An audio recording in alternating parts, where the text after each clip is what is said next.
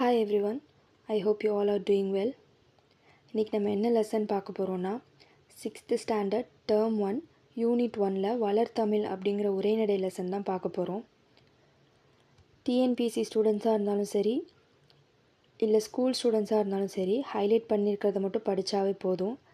அதிலே நிறைய முக்கியமான பாயிண்ட்ஸ்லாம் கிடைக்கும். மிச்சம் எல்லாமே தேவையில்லாதான். அது எல்லாமே நமக்கு மிச்சம் எல்லா விஷயங்களுமே நமக்கு பேசிக்காகவே அந்த நாலேஜ் இருக்கும். அது படிக்கணும்னு அவசியம் இல்லை.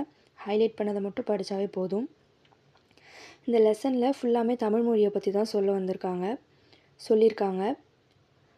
இப்போது என்ன சொல்ல வராங்கன்னா, ஒரு மொழி மனிதனையும் மிருகத்தையும் வேறுபடுத்தி காட்டுதுன்னு சொல்கிறாங்க. ஏன்னா நம்ம ஒரு விலங்கால் பேச முடியாது. பட் நம்ம ஒரு மனிதன் நம்மளுடைய சிந்தனைகளை பகிர்ந்து கொள்கிறதுக்கு நம்ம மொழியை ஒரு கருவியாக பயன்படுத்துகிறோம் அப்படின்னு சொல்கிறாங்க. அதே மாதிரி இந்த உலகத்தில் 6000த்துக்கும் மேற்பட்ட மொழிகள் இருக்கான். அதுலேயும் பேச்சு வடிவம் பேசவும் முடியும், எழுதுறதுக்கு வார்த்தைகளும் இருக்குது அப்படின்ற மொழிகள் மிகச்சிலவே அப்படின்னு சொல்கிறாங்க. உலக மொழிகளில் நிறைய மொழிகளுக்கு இலக்கண வளமும் இருக்கான், இலக்கிய வளமும் இருக்கான். அப்படி இலக்கண இலக்கிய வளம் இருக்க மொழிகள்லையும் செம்மை மிக்க மொழி, ரொம்ப பழமையான மொழின்னு பார்த்தாலும் அதுவும் மிகச்சிலவே. அந்த தகுதியை பெற்றிருக்கிறது நம்ம தமிழ் மொழி, செம்மொழி அப்படின்னு சொல்கிறாங்க. அதே மாதிரி தமிழுக்கு 3 வகையான இனிமையை சொல்கிறாங்க. இதை கூட கேட்கலாம், எத்தனை வகையான இனிமை அப்படி கூட கேட்கலாம். ஓசை இனிமை, சொல் இனிமை, பொருள் இனிமை கொண்டது தமிழ் அப்படின்னு சொல்கிறாங்க. அதே மாதிரி பாரதியார் தமிழ் மொழியை நிறைய புகழ்ந்து பாடியிருக்காரு. அதை இங்கே ஒரு 4 லைன் கொடுத்துருக்காங்க. யாமறிந்த மொழிகளிலே தமிழ் மொழி போல் இனிதாவது எங்கும் காணோம் அப்படின்னு தமிழ் மொழியுடைய இனிமையை போற்றியிருக்காரு அப்படின்னு சொல்ல வராங்க. இந்த 2 லைனை கொடுத்து இது யாரால் சொல்லப்பட்டது அப்படின்னு கூட கேட்கலாம். அடுத்து, என்று பிறந்தவள் என்று உணராத இயல்பினலாம் எங்கள் தாய் அப்படின்னு பாரதியார் தான் சொல்லியிருக்காரு. இந்த என்று பிறந்தவள் என்று உணராத இயல்பினலாம் எங்கள் தாய் அப்படின்னு இந்த லைன் மூலயமா தமிழுடைய பழமையை இதில் இந்த லைனில் சொல்கிறாரு. அடுத்து, தமிழ்மொழி எவ்வளவு பழமையானது அப்படின்னு தொல்காப்பியத்துடைய நூலையும் இங்கே எடுத்து கூறி அதுக்கு ஒரு எக்ஸாம்பிளையும் சொல்லியிருக்காங்க. இப்போ ஃபஸ்ட்டு ரோடுங்கிறது ஒன்று உருவானாதான் அந்த ரோட்டுக்கான ரூல்ஸுங்கிறது உருவாக்க முடியும். அப்படி பார்த்தா தொல்காப்பியம் அப்படிங்கிற நூல் எத்தனை 2000 வருஷத்துக்கு முன்னாடி தோன்றுறது. அப்போ 2000 வருஷத்துக்கு முன்னாடி தொல்காப்பியம் அப்படிங்கிற நூல் இருந்திருக்குன்னா, இலக்கண நூல் இருந்திருக்குன்னா, அப்போ அதுக்கும் முன்னாடியே தமிழ்மொழி இருந்திருக்கணும் அப்படின்னு சொல்கிறாங்க. எந்த அளவுக்கு தமிழ்மொழி பழமையானது, தொன்மையானது அப்படின்னு இதில் சொல்ல வராங்க. அடுத்த டாபிக் பார்த்தா எளிய மொழி. என்ன சொல்ல வராங்கன்னா, தமிழ்மொழி பேசுறதுக்கும் சரி எழுதுறதுக்கும் சரி ரொம்ப எளிமையானது. தனித்தனி வார்த்தையை எப்படி ஒலிக்கிறதுன்னு கற்றுக்கிட்டாவே நம்மளால் ஈஸியாக தமிழ் எழுத்தை கூட்டி படிக்க முடியும். கூட்டி படிக்க கற்றுக்கிட்டாலே ஈஸியாக நம்மளால் படிக்க முடியும் அப்படின்னு சொல்கிறாங்க. அதே மாதிரி தமிழ்மொழி எழுதுறதுக்கும் ரொம்ப எளிதான மொழி அப்படின்னு சொல்ல வராங்க. ஏன்னா பெரும்பாலும் தமிழில் வலஞ்சுழி எழுத்துக்களாக தான் அமைஞ்சிருக்கான். இப்போ நம்ம ஒரு பேப்பரில் கூட எழுதுகிறோன்னா, நம்ம ஒரு பேப்பர் எடுத்து நீங்கள் வச்சுருக்கீங்கன்னு வச்சுக்கோங்க. அந்த பேப்பரில் எழுதும்போது ரைட் சைட்லேருந்து நம்ம லெஃப்ட்டுக்கு எழுத மாட்டோம், லெஃப்ட் சைட்லேருந்து ரைட்டுக்கு போவோம். அப்போ தான் நமக்கு எழுதுறதுக்கு ஈஸியாக இருக்கும். இதுவே ரைட் சைட்லேருந்து லெஃப்டில் எழுதுகிறோன்னா நமக்கு எழுதுறதுக்கு கஷ்டமாக இருக்கும். அதே தான் சொல்ல வராங்க. தமிழ்லேயும் பெரும்பாலான எழுத்துக்கள் லெஃப்ட்லேருந்து ரைட்டு போகிற மாதிரி தான். இப்போ ஏலாம் போட்டால் அந்த சுழியை நீங்கள் ரைட்டில் தான் கொண்டு போவீங்க. அதே மாதிரி பெரும்பாலும் தமிழ் மொழியில் இருக்கிற எழுத்துக்கள் வலஞ்சுழி எழுத்துக்களாக தான் இருக்குது அப்படின்னு சொல்கிறாங்க. இங்கே வலஞ்சுழி எழுத்துக்கள் என்னென்ன, இடஞ்சுழி எழுத்துக்கள் என்னென்னு சொல்லியிருக்காங்க. வலஞ்சுழி எழுத்துக்கள் ஆ, ஏ, ஔ, நா, ஞா. இடஞ்சுழி எழுத்துக்கள் டா, யா, ழா, இன்னும் நிறைய இருக்குது. ஆனால் எக்ஸாம்பிளுக்காக நமக்கு இங்கே சில எழுத்துக்கள் மட்டும் கொடுத்துருக்காங்க. அடுத்து, தெளிந்து தெளிவோம்.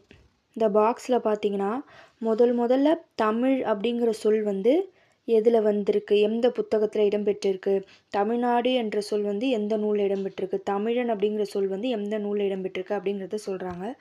தமிழ் அப்படின்ற சொல் முதல்ல எந்த நூலில் இடம்பெற்றிருக்குன்னா நமக்கு கிடைச்சிருக்கிற ரொம்ப பழமையான நூலான தொல்காப்பியத்தில் தான்.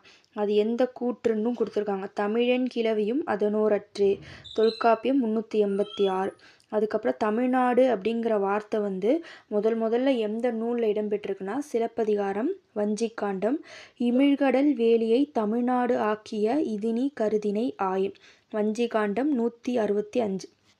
அடுத்து தமிழன் அப்படிங்கிற வார்த்தை எந்த நூலில் இடம்பெற்றிருக்குன்னா தேவாரம், அப்பர் தேவாரம். தமிழன் கண்டாய் திருத்தாண்டகம் 23.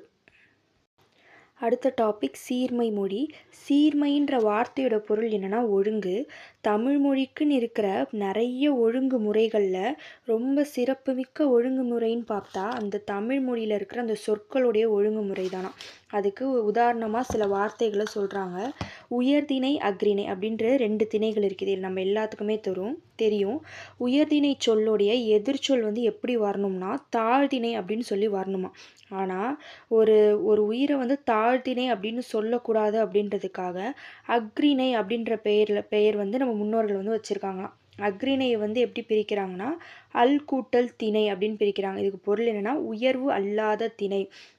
அடுத்து பாகற்காய் அப்படிங்கிற வார்த்தையை வந்து ஒரு எக்ஸாம்பிளாக காமிக்கிறாங்க. பாகற்காய் கசப்பு சுவையுடையது நம்ம எல்லாருக்கும் தெரியும். அதை வந்து கசப்புக்காய் அப்படின்னு சொல்லாமல் பாகற்காய் அப்படின்னு சொல்கிறாங்க. பாகுனாலே இனிப்பு. இப்போ அதை பாகற்காயை பிரித்தா பாகு கூட்டல் அல் கூட்டல் காய், இனிப்பு அல்லாத காய் அப்படின்னு சொல்லி பொருள் தரும். இந்த மாதிரி தமிழ் மொழியில் இருக்கிற அந்த சொற்களுக்கான ஒழுங்குமுறைகளை வந்து இங்கே எடுத்து கூறுறாங்க.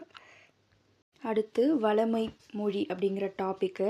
இதில் என்ன சொல்கிறாங்கன்னா தமிழ் மொழி ரொம்ப வளமை மிக்க மொழி. எல்லாமே இருக்குது, அதில் இல்லாதது எதுவுமே இல்லை அப்படின்னு சொல்கிறாங்க. இலக்கணமும் இருக்குது, இலக்கியமும் இருக்குது, அறங்களை சொல்கிற நூல்களும் இருக்குது, நிறைய நாடக நூல்களும் இருக்குது. தொல்காப்பியம், நன்னூல் இது 2மே இலக்கண நூல். நம்ம தமிழ் மொழியில் இருக்கிற இலக்கண நூல். எட்டுத்தொகை, பத்துப்பாட்டு அப்படிங்கிறது வந்து சங்க இலக்கியங்கள். திருக்குறள், நாலடியார் இது வந்து அறநூல். சிலப்பதிகாரம், மணிமேகலை இது வந்து காப்பிய நூல். இந்த மாதிரி தமிழ் மொழியில் இல்லாத விஷயங்களே இல்லை, நிறைய வளங்கள் இருக்குது அப்படின்னு சொல்லி சொல்கிறாங்க. அதே மாதிரி தமிழ் மொழி வந்து ரொம்ப சொல்வளம் மிக்கது அப்படின்னு சொல்கிறாங்க. அதாவது இப்போ ஒரு பொருள் இருக்குன்னா அந்த பொருளோட ஒவ்வொரு நிலைக்கும் வந்து ஒரு பெயர் இருக்குமா. இங்கே வந்து பூவை கொடுத்துருக்காங்க. இப்போ பூனா அது வந்து முளையும் போது அதுக்கு ஒரு பேர், அது கொஞ்சம் பூக்கும்போது ஒரு பேர், அது நல்லா மலர்ந்த பிறகு ஒரு பேர், அந்த மாதிரி அது வாடும்போது ஒரு பேர், அது கீழே விழும்போது ஒரு பேர், அந்த மாதிரி ஒரு பொருளோட ஒவ்வொரு நிலைக்கும் வந்து ஒரு பெயர் வந்து தமிழில் இருக்குமா. அப்படி அந்தளவுக்கு வந்து சொல்வளம் மிக்கது அப்படின்னு சொல்லி சொல்கிறாங்க. இங்கே அந்த பூவுடைய 7 நிலைகளுக்கு பூக்கு 7 நிலைகள் இருக்காம்.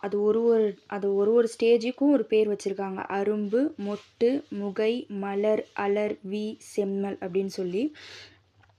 இப்படியும் இந்த மாதிரியும் இருக்குது. ஒரு பொருளுக்கு ஒரு பொருளுக்கு அதோடைய ஒரு நிலையிலையும் ஒரு பெயரும் இருக்குது. அதே மாதிரி ஒரே ஒரு சொல்லுக்கு வந்து பல பொருள் தர்ற மாதிரி வந்து தமிழ் மொழியில் நிறைய சொற்கள் இருக்காம்.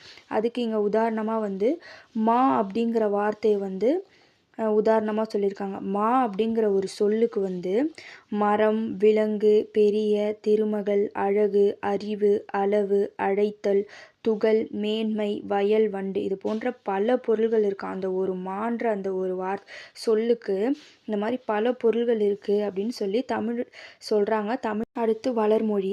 இப்போது நமக்கு தெரியும் தமிழை வந்து முத்தமிழ் அப்படின்னு சொல்லுவாங்கன்னு சொல்லி. அந்த 3 வார்த்தை எதை குறிக்குதுன்னா 3. அந்த 3 வகையான தமிழ் என்ன? இயல் தமிழ், இசைத்தமிழ், நாடகத்தமிழ்.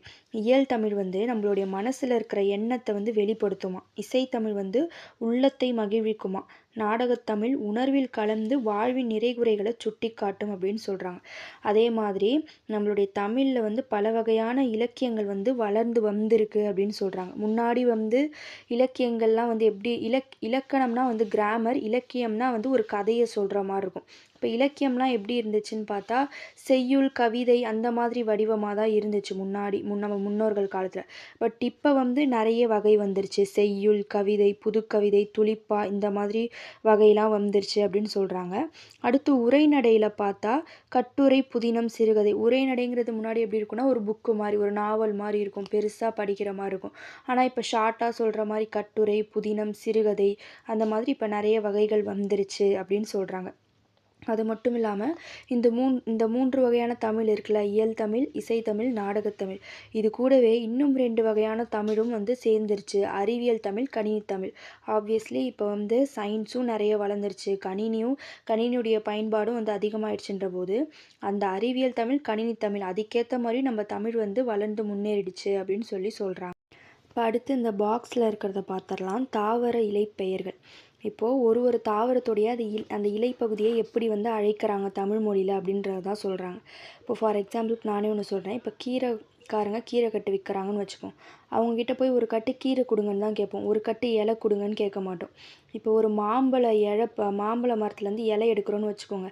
அந்த இலையை பார்த்து நம்ம கீரைன்னு சொல்ல மாட்டோம், மாமர இலைன்னு தான் சொல்லுவோம்.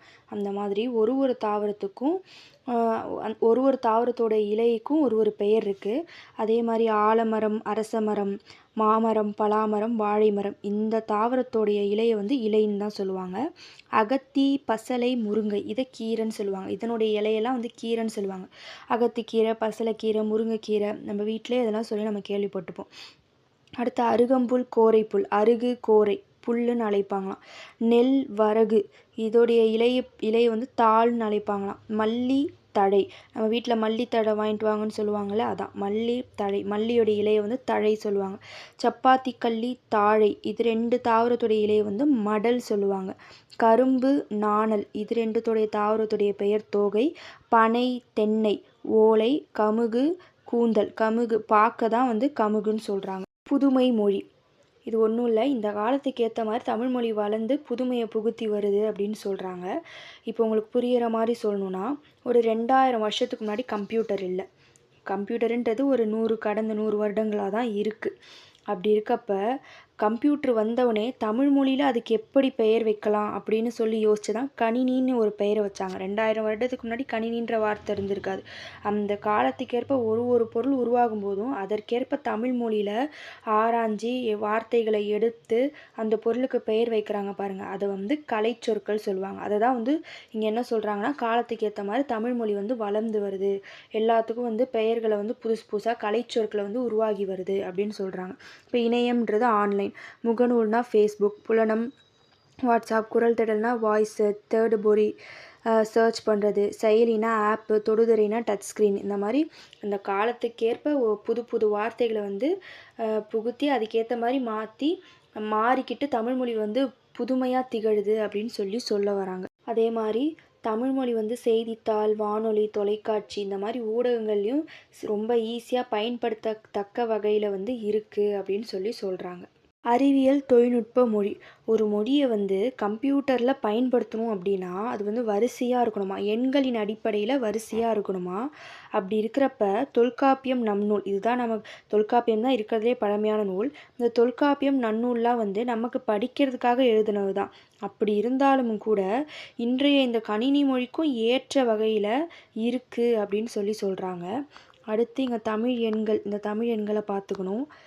அடுத்து 2000 ஆண்டுகளாக வழக்கில் இருக்கும் சில தமிழ் சொற்கள். 2000 ஆண்டுகளாக வழக்கில் இருக்கிற சில தமிழ் சொற்களை வந்து இங்கே ஒரு 20 தமிழ் சொற்களை கொடுத்துருக்காங்க. வேளாண்மை கலித்தொகையில் 101வது பாடல், திருக்குறளில் 81வது திருக்குறளில் இருக்கான். உழவர் நற்றிணை 4, பாம்பு குறுந்தொகை 239, வெள்ளம் பதிற்று 10 15, முதலை குறுந்தொகை 324, கோடை அகநானூறு 42, உலகம் தொல்காப்பியம் கிளவியாக்கம்ல 56, திருமுருகாற்றுப்படை 1, மருந்து அகநானூறில் 147, திருக்குறள் 952, ஊர் தொல்காப்பியம் அகத்திணையியல் 41, அன்பு தொல்காப்பியம் களவியல் 110, திருக்குறள் 84, உயிர் தொல்காப்பியம் கிளவியாக்கம் 56, திருக்குறள் 955, மகிழ்ச்சி தொல்காப்பியம் கற்பியல் 142, திருக்குறளில் 531, மீன் குறுந்தொகை 54. இதெல்லாம் வந்து வார்த்தை எந்த நூலில் வந்து இடம்பெற்றிருக்கு அப்படின்னு சொல்கிறாங்க. புகழ் தொல்காப்பியம் வேற்றுமையில் 71, அரசுன்ற வார்த்தை திருக்குறளில் 554, செய் குறுந்தொகை 72, செல் தொல்காப்பியம் 75 புறத்திணையல், பார் பெரும்பானாற்றுப்படை 435, ஒழி தொல்காப்பியம் கிளவியாக்கம் 48, முடி தொல்காப்பியம் வினையியல் 206. இந்த லெசன் இதோட அவ்வளோதான். ஐ ஹோப் உங்கள் எல்லாருக்கும் புரிஞ்சிருக்கும்னு நான் நம்புகிறேன். தேங்க்யூ. பாய்.